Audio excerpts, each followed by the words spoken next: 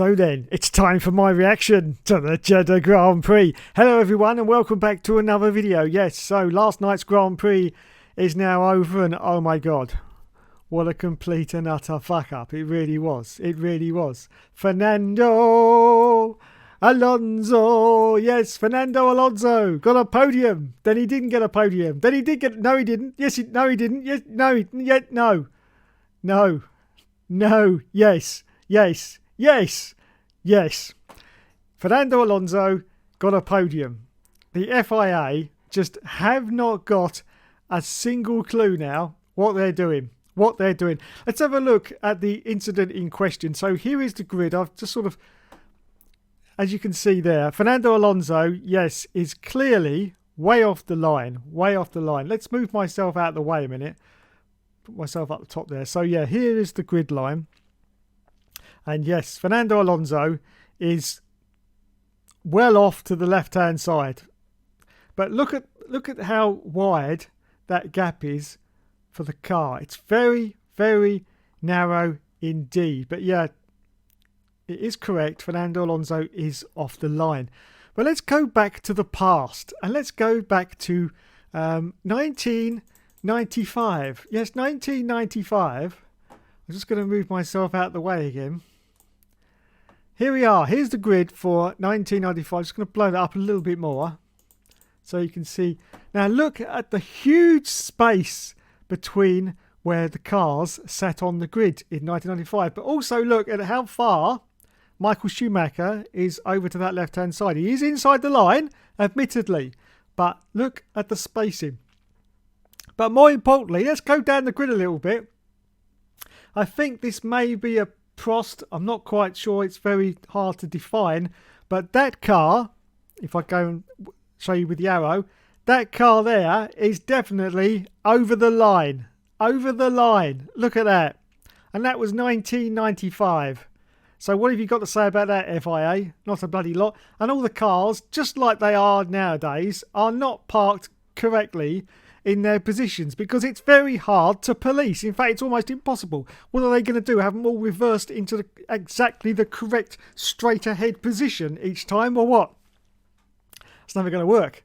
They get in as close as they can, as tight as they can, and then they've got to start the race. Otherwise, you're going to have to all the way go round again for another formation lap and start it all over again because the cars can't sort of reverse on the grid, can they? So, yeah, absolute bullshit from the FIA. First, you get a 5-second penalty for Fernando for this incident of being too far over to the left, which is fair enough. Fair enough. If you're going to apply a penalty, then that's it. But then he comes in and serves that penalty. And they then give him another 10-second penalty. Because apparently someone was touching the car. It was the rear jack, man. That's not touching the car, is it? You've got to have the jack on the car to put it up in the air to put the fucking tyres on. Fuck's sake. They're not actually working on the car. It's just, you know, he's just there, ready to jack it. Unbelievable scenes. But then this is the worst bit. There was like 27 laps of the race still to go. They hadn't decided what to do.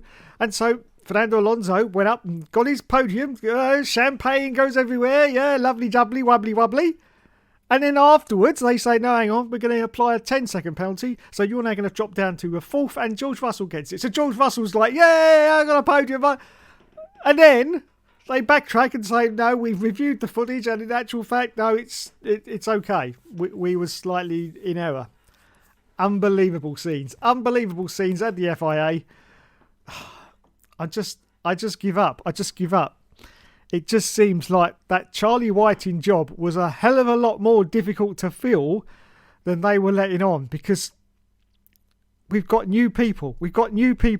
Michael Massey's gone. The memory of Michael Massey is now gone. We have got new people, but it's still not making any difference. They are still cocking it up. Yes, we know it's a very difficult job, but you don't need to keep applying penalties like crazy. It's stupid.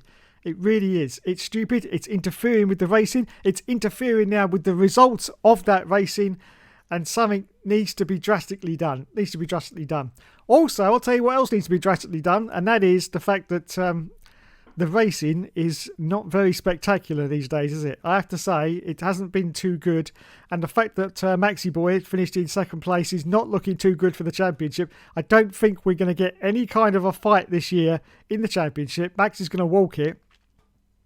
And I'm pretty sure that second place is probably now going to go to Aston Martin. I know that's a bold statement because it's only the second race, but looking at their performance now, I think Aston Martin could be in a chance of getting second place in this championship, which is absolutely ludicrous considering what other teams you've got on the grid. You've got Ferrari and you've got Mercedes now being outclassed by an Aston Martin, which is basically a carbon copy of the Mercedes, and they stole some bits from the Red Bull as well. It's just absolutely crazy. I'll tell you what else isn't working. What else isn't working is the new regulations for the cars. Ross Brawn came in with all this bluster about how this is going to make the race. It hasn't made any difference to the racing. Sky TV will sit there all day analysing stuff and saying, oh yeah, this has made a tremendous difference to the racing. Tremendous difference. No, it has not. It's made absolutely bugger all difference. When was the last time you see some great overtaking manoeuvres due to the aerodynamics of the car, which means that they don't get caught in the dirty air anymore? You don't see it. These cars are practically no different from last year's cars, or should I say 2021's cars, not last year's because it's the same. But there's no difference. The actual racing on track is almost completely the same. It's ridiculous. Ross, just hold your hands up and say, yeah, I'm sorry. You're all right out there. This didn't quite work as I thought it would do. So yeah, so the racing, I don't know. It's not looking too good at the moment. It's not looking too good for any kind of a championship fight. And if this carries on until halfway through the season, everyone's just going to be nodded off. And the popularity of the 2023 season is not going to be good. There's just no one up there that's going to be anywhere near those Red Bulls. There's just no one. Aston... I'm glad Aston are doing what they're doing at the moment because they're the only team out there that are at least putting on some kind of show. But it's still behind the Red Bulls. It's still behind the Red Bulls. That's the problem. If they were out there winning races, oh my God, the amount of attention F1 will be getting will be unbelievable. But no, it's all being done, but it's behind Red Bulls. We've sort of pushed Red Bull to the side now and said, yeah, okay, you just fuck off and get on with it, and we're not going to bother with you. So they're now concentrating on Aston Martin, which is great to see, but it's not great for the championship. It really isn't. So that was the race summary from me. Nice little rant to start the show. Yeah. As for the race, I'd give it a solid 6, maybe 7 out of 10. It certainly wasn't a spectacular race by any stretch of the imagination. There was a few fights midfield. Of course, we had the disastrous McLaren turn once again. Something has got to change there. I've said it in previous videos. I still believe the change has to come from the top, and I think Zach Brown now should step down and let someone else take over the job. They need some hotshot team members as well in the aero department, the mechanics, because it's whatever they're doing, it's just not working. And Oscar Piastri must be going, oh my God, why didn't I just do what I was going to do originally, or what Alpine wanted him to do, and that was to join them, because they're doing so much better than the McLaren are, and it's ridiculous and it's stupid, and it's a sad state of affairs to see the McLaren so far down the field, but that's what we got at the moment. So yeah, so well done for Fernando Alonso. Despite the machinations of the FIA, he still managed to get a podium eventually. So well done to Fernando Alonso. 41 years old and he's still got it. The senile old bastard. That's what I say. But yeah, so that was my quick race review of Jeddah. So we move on now to, yes, you know what I'm going to move on now, don't you? Yes, it's time for the WTF1, I don't know what you call it, revamp, start again, something like that anyway. But here it is. We had 3 videos. They were all sort of podcast formats. We had the first one, which was teammate QUALI battles, with a special guest called Jet Kraus, I do believe. Yeah, Jet Kraus, who joined Andre. As I said in my last video, he is a NASCAR guy, and I saw a lot of the comments from this video saying this bloke should should stay in his lane because he hasn't got a clue about Formula One. So yeah, he's probably is a very good NASCAR guy. So go check him out if you want to. His social is Jet MDK on YouTube. So go check him out. But as for Formula One, yeah, I think everyone was right. He shouldn't have been there because he really had no views relevant to the calls. Anyway, so then they did their second racing country, as far as we know, compared to live F1's stream, very European. And that was the big F1 questions. My picture's gone all fuzzy. I don't. Oh, because I'm actually pulling this live off of YouTube at the moment, and it's decided to go into a quality that isn't right. Do apologise. Here we go. It's all live on this channel, all live. Yes. So there you go. He had an interview with Rima Jafali. I hope that's how I said it correctly. But yeah, so there was an interview there.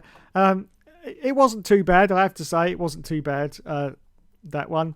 And then lastly, we had the winners and losers they had a really of good start, the I think, in Saudi Grand Prix with Andre and Charlie Williams of WTF1. Now, you would have noticed in a lot of my comedy videos, I haven't actually said anything bad about Charlie Williams. Now, there's a reason for that, because I think she has actually got the journalistic chops for to be on WTF1. I really do. So I haven't got anything bad to say about her. If I could find something, I would, but I'm not going to make up stuff just because it gets views on a video. I can leave that for Andre and Syrian and Hannah. So yeah, I'm not going to say anything bad about her whatsoever. But what I will say is, if you look at the comment section of this video, it's not very good. Just have a look and see. I was just reading some of them. A lot of them were sort of having a go at Andre, and I have to agree. I'm sorry, Andre Harrison fans, but I have to agree.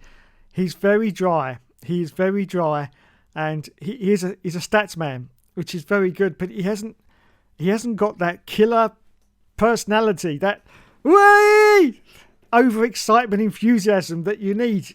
It's just, and as someone said in the comments, I'm just trying to see if I can find it actually. They're saying that, there's no way anyone can sit through 40 minutes of this.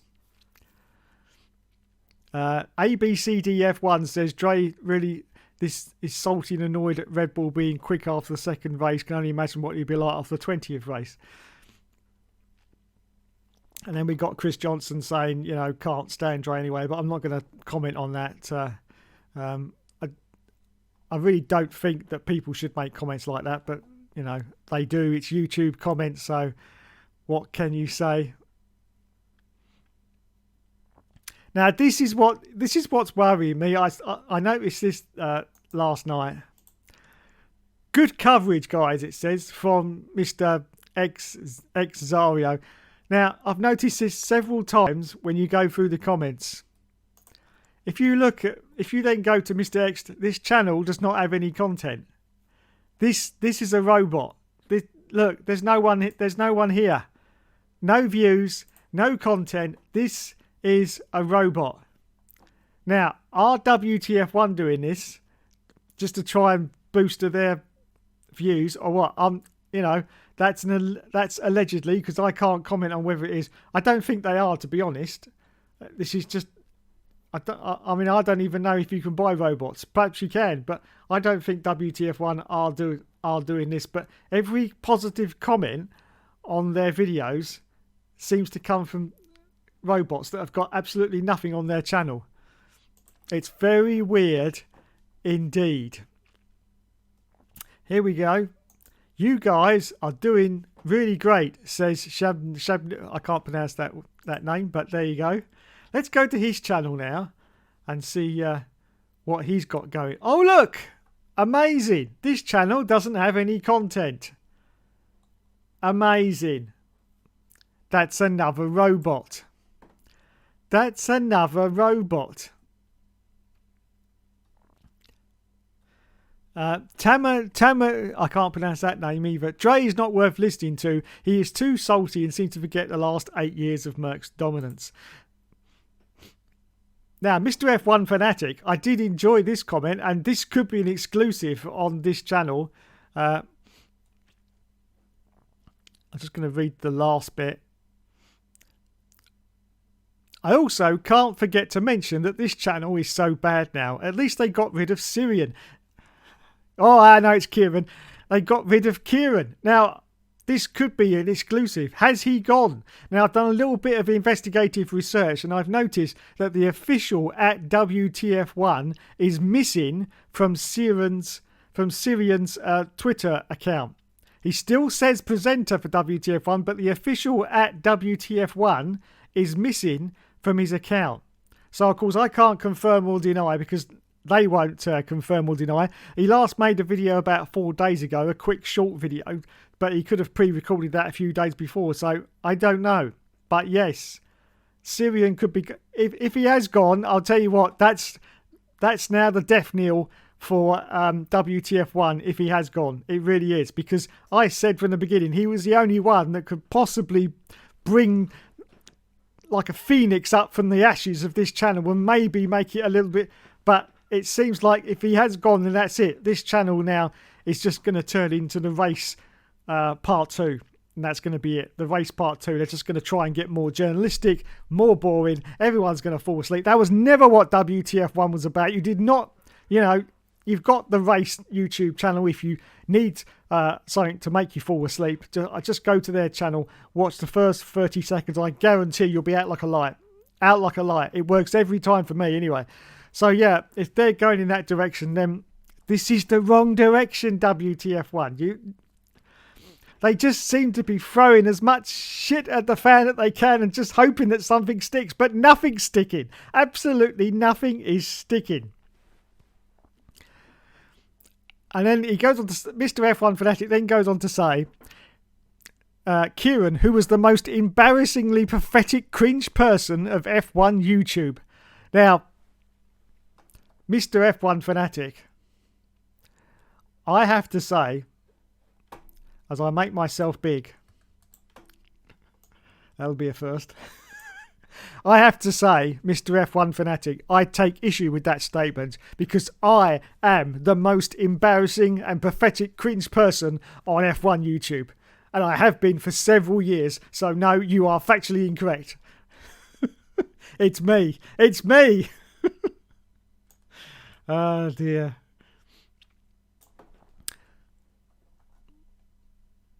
Blaine Sellers says, gee, this channel has gone downhill. Oh dear, oh dear, oh dear. Anna Kerbal says, you guys are trying really hard, but it's not working. It's not working. It's not working. DB Cooper says, not going to lie, Charlie is painful to listen to. Now, I've just been bigging up Charlie, and now we got Charlie is painful to listen to. Tom P says, what is this? Are you guys trying a new format for the GP race review? If so, this isn't it. I am sorry, but I stopped after 12 minutes. It's just too boring and dry to make this last 40 minutes. Sorry, but yeah. So there you go. That's the opinion of the general public, the viewers that watch WTF1. They're just not feeling it, guys. They're just not feeling it. And as I pause that picture of Dre, he looks like he's not feeling it either. Sorry, Dre, but I had to do it. I had to do it. And yeah. So that is the WTF1 revamp. Let me know in the comments what can they do now to bring it back? I don't know. I've now reached the point where I'm lost. Whatever they're doing, whoever's in charge, it's not working, son. It's not working. You need something different. And stop bringing in YouTubers with 11.6k subs who are NASCAR blokes to try and boost the young audience, because that's not working either. Because well, not me, because I'm not a young audience, but the young audience can see straight through what you're trying to do, and it's not working. You're trying to appeal to the young viewers. It's not working. In fact, WTF1, nothing's working. I'm sorry, but that's the truth. It's going to be very, very hard for you to replace the two people that founded WTF1 in the first place. You've just got to accept that, create your own identity and move on. But whatever you're doing right now, everything you're doing right now is not working for your channel.